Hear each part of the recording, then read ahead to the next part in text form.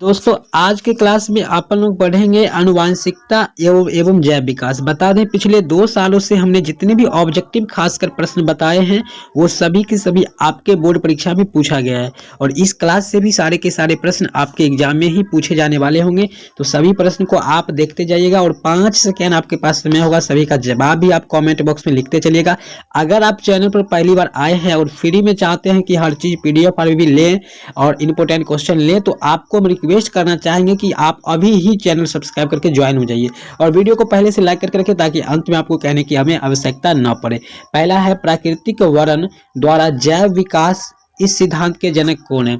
जैव विकास सिद्धांत के जनक कौन है? तो पहला का आंसर होगा आपका चार्ल्स रॉबर्ट डार्विन है। राइट आंसर आपका बी हो जाएगा, जो कि इंपोर्टेंट है परीक्षा की दृष्टि से बहुत ज्यादा, याद रख लीजिएगा। दूसरा नंबर सवाल आपसे पूछा गया है वंशागति नियमों का प्रतिपादन किसने किया था? यह भी एक नियम है वंशागति, ये इस नियम का प्रतिपादन किसने किया था? तो यहाँ पे 4 वैज्ञानिक का नाम है जिसमें से कोई एक ऑप्शन सही है। अब हमारे हिसाब से यहाँ पे सही जो होगा बिल्कुल करेक्ट होगा। अब आपके हिसाब से जो जवाब है आप कमेंट बॉक्स में लिखिए। तो आपका होगा D, Gregor John Mendel. Right answer B होगा, सॉरी डी। 3 नंबर सवाल है इनमें से कौन सही है? यहाँ पे देखिए सभी में DNA का फुल फॉर्म बताया गया है। अब आपको पकड़ना है DNA का फुल फॉर्म सही वाला इसमें कौन सा है। तो यहाँ पे सही वाला है वो है आपका option number B, deoxyribo nucleic acid है ये। ठीक है, right answer option number B.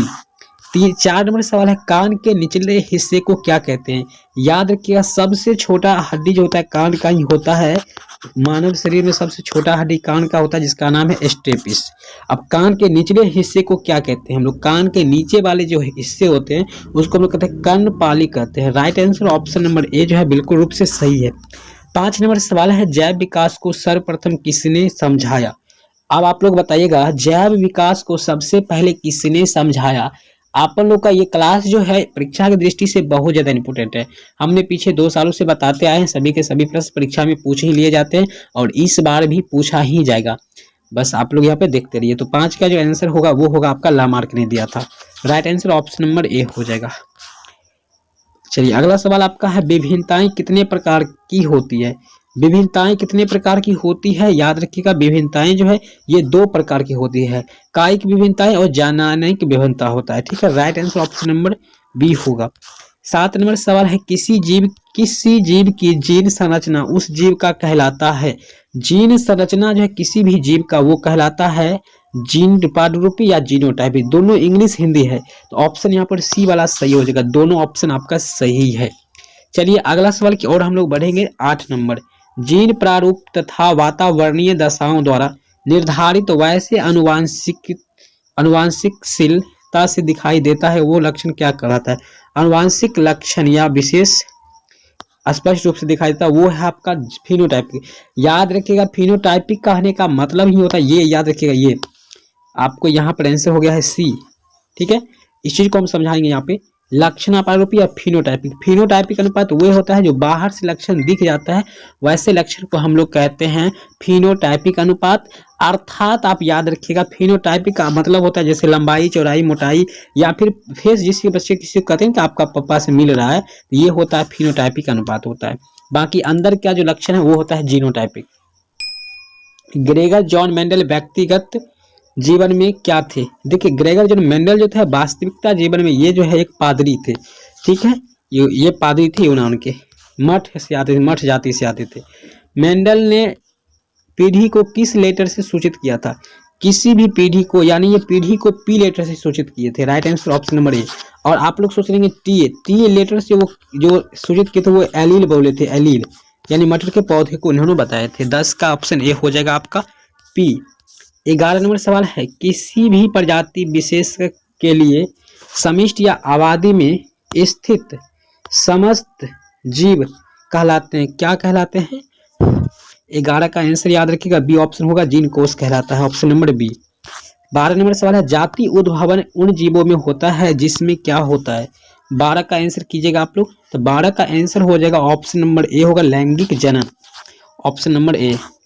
13 है DNA अनुक्रम के तुलनात्मक अध्ययन द्वारा किसी जीव के पूर्वजों की खोज कहलाता है। देखिए DNA अनुक्रम के द्वारा जब खोज करते हैं उनको हम लोग कहते हैं आणविक जातिवृत्ति कहते हैं। ऑप्शन नंबर बी हो जाएगा आपका बिल्कुल करेक्ट हो जाएगा। 14 नंबर सवाल है, आनुवांशिकी का पिता कहा जाता है, किसको कहा जाता है? आनुवांशिकी के पिता जो कहा जाता है वो आपका ग्रेगर जॉन मेंडल को कहा जाता है। ऑप्शन नंबर बी आपका करेक्ट है आंसर। चलिए 15 नंबर सवाल, अगर आपको समझ में जो भी प्रश्न नहीं आता है आप हमें कमेंट करके पूछ सकते हैं बेझिझक कि सर ये क्या आपने समझा दिया, हमें समझ में नहीं आया। बाकी आप लोग नहीं पूछोगे लड़की की तरह तो भाई आपका दिक्कत है, आपका गलती है। किसके मतानुसार जीवों में प्रजनन के द्वारा अधिक से अधिक संतान उत्पत्ति करने की क्षमता होती है या उत्पन्न करने की क्षमता होती है या कैपेसिटी होती है? ऐसा किसके अनुसार, कौन जीव ऐसा बोला, कौन सा वैज्ञानिक ऐसा बात बताया कि कोई भी जीव जो है अपनी क्षमता अनुसार बच्चे को जन्म दे सकते हैं? तो ऐसा जो साइंटिस्ट बताया था उस साइंटिस्ट का नाम था Mendel. Right answer option number B हो जाएगा। ठीक है, 16 नंबर सवाल है, डीएनए में कितने प्रकार के नाइट्रोजन क्षारक होता है? देखिए हमें अगर ये बता दें 16 नंबर, तो ये आपका इंटर के लिए भी इम्पोर्टेंट है। तो इसमें 2 प्रकार के क्षारक होता है, प्यूरिन होता है और एक पायरामिडिन होता है। Right answer option number A हो जाएगा। 17 पक्षी तथा तितली, यहाँ पर देखिए थोड़ा मिस्टेक है, तिलती के पंख होते हैं, ये दोनों का पंख, पक्षी और तितली, ये असमजात अंग होता है। Right answer option number B है, बिल्कुल करेक्ट है। किसी जीव की जीन संरचना कहलाता है, क्या कहलाता है? किसी भी जीव की जीन संरचना कहलाता है जीन प्रारूपी या जीनोटाइपिक कहलाता है। राइट आंसर ऑप्शन नंबर यहाँ पर बी ऑप्शन जो है 100% सही है। और ये परीक्षा के दृष्टि से हम पहले ही बता चुके हैं, आप लोग को इम्पोर्टेंट है सभी प्रश्न, तो हमें विशेष प्रश्न में बताने की आवश्यकता नहीं है, आप समझ चुके हैं।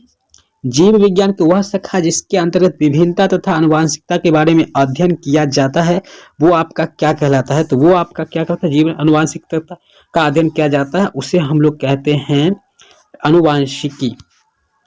Right answer option number D हो जाएगा।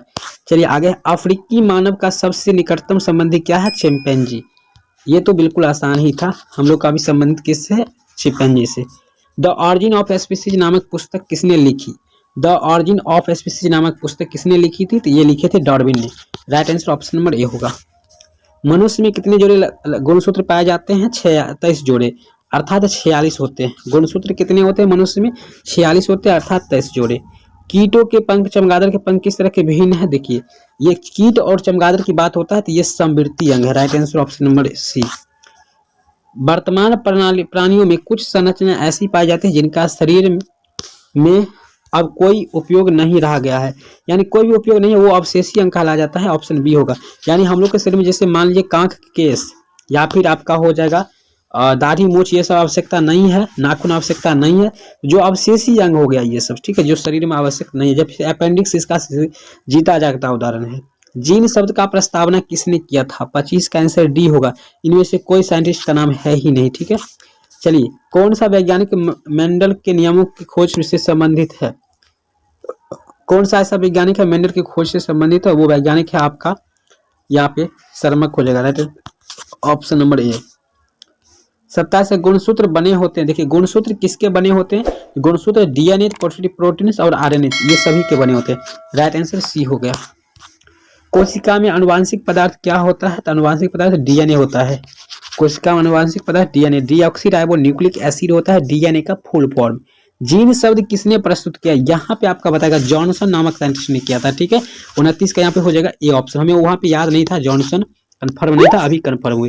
तीसरा, मलेरिया उत्पन्न करने वाले मच्छर मादा एनोफिलीज किस तरह के जल में फैलते? बहुत अच्छा सवाल, बहुत अच्छा सवाल। और ये फैलता है गंगा जल में। मलेरिया उत्पन्न करने वाला मच्छर है मादा एनोफिलीज, ये तो गंगा जल में फैलता है, ऑप्शन बी। लेकिन साफ जल में डेंगू वाला फैलता है, याद रखिएगा। ठीक है, बिल्कुल सही है, आप लोग डाउट में मत रहिए। यहाँ पे पूछिए लिया गया है, डेंगू उत्पन्न करने वाले मच्छर किस तरह के जल में फैलते हैं? तो ये साफ जल में। एकदम करेक्ट आंसर हो जाएगा 31 का ए। अवशेषीय अंग का उदाहरण है, हमने बताया है यहाँ पे, इनमें सभी हो जाएगा। ठीक है, कर्ण पल्लव की पेशियां, पुच्छ के कशेरुक को, निषेचक पटल, इनमें से सभी डी आंसर हो जाएगा। ठीक है, 33 समजात अंगों के उदाहरण क्या है? देखिए समजात अंगों में उदाहरण है हमारा हाथ कुत्ते की अग्रपाद, हमारा दांत हाथी के दांत, आलू घास की उत्पत्ति होती है, उपरोक्त सभी। अरे भैया यहाँ पे क्वेश्चन डाउट में डाल दिया है, बट यहाँ पे देखिए अगर आदमी की हाथ और कुत्ते के अग्रपाद लिया जाए तो ऑप्शन नंबर ए जो है बिल्कुल सही हो जाएगा। 34 विकासीय दृष्टिकोण से हमारी किससे समानता अधिक है? अगर विकास के दृष्टिकोण से देखें तो हम लोग की समानता जो है सबसे अधिक मिल रहा है वो चिंपैंजी से मिल रहा है, जो अफ्रीका में सबसे पहले मिला था। ठीक है, 34 का बी ऑप्शन हो गया। 35 का ऑप्शन देखते हैं, लैंगिक जनन के उपरांत संतानों में अलैंगिक जनन की अपेक्षा होगी, क्या होगी? देखिए भाई यार, ये भैया यहाँ पे क्या क्वेश्चन पूछ रहे हैं? लैंगिक जनन के उपरांत संतानों में अलैंगिक जनन की अपेक्षाएं क्या हो सकती है भैया? तो यहाँ पे हो सकता है अधिक लक्षण हो सकता है, बी ऑप्शन हो जाएगा। 36 नंबर है, मेंडल ने अपने प्रयोग के लिए किस पौधे को चुना था? भाई मारो मटर के पौधा। मेंडल ने अपने प्रयोग में मटर के पौधों को चयन किया था क्योंकि वो आसानी से मिल जाता है, सस्ता होता है, छोटे होता है, प्रयोग करना आसान था, आसानी से मिल गया। तो यही सब बात है, इसीलिए उन्होंने तो प्रयोग को चुना था। पूछ देगा मेंडल ने मटर के पौधों को क्यों लिया? फ्रेडरिक मिशर ने न्यूक्लिक नाम किसे दिया था? वाह, तो 37 का आंसर हो गया ए, नाभि अम्ल को। चलिए 38, किसने प्रमाण दिया कि जीन गुणसूत्र का भाग है? वाह, किसने प्रमाणित कर दिया, सिद्ध कर दिया इस बात को? तो वो हो जाएगा आपका साइंटिस्ट था, 1902 ईस्वी में सिद्ध किया था, टी बॉवेरी और WS सटन ने। ये सी वाला आंसर हो जाएगा, बड़ा साइंटिस्ट का नाम लंबा है। प्रत्येक गुणसूत्र 2 कुंडलित धागे का बना होता है, जिसे हम लोग क्या कहते हैं? प्रत्येक गुणसूत्र 2 कुंडलित धागे का बना होता है, ठीक है, ऐसे ऐसे होता है। तो इसको हम लोग क्या कहते हैं? जो धागे नुमा संरचना होता है ना, जो धागे नुमा, उसको हम लोग कहते हैं अर्ध गुणसूत्र या क्रोमेटिड्स, ऐसे कुछ कहते हैं। हिंदी याद रखिएगा, अर्ध गुणसूत्र। वे अंग जिनकी उत्पत्ति तथा मूल रचना में समानता होती है किंतु कार्य में परिवर्तन हो जाता है, उसको हम लोग क्या कहते हैं? भाई 40 नंबर का ऑप्शन होगा, समझातन कहलाता है, ठीक है। चलिए 40 नंबर हमने बता दी। 41 से स्त्रियों में लिंग गुणसूत्र होते हैं भैया। स्त्रियों में होता है XX होता है, ठीक है। पुरुष में होता है, यहाँ पे बॉय में होता है XY होता है। पुरुष में लिंग गुणसूत्र क्या होता है भैया? मार दीजिए ना, XY, बी वाला ऑप्शन।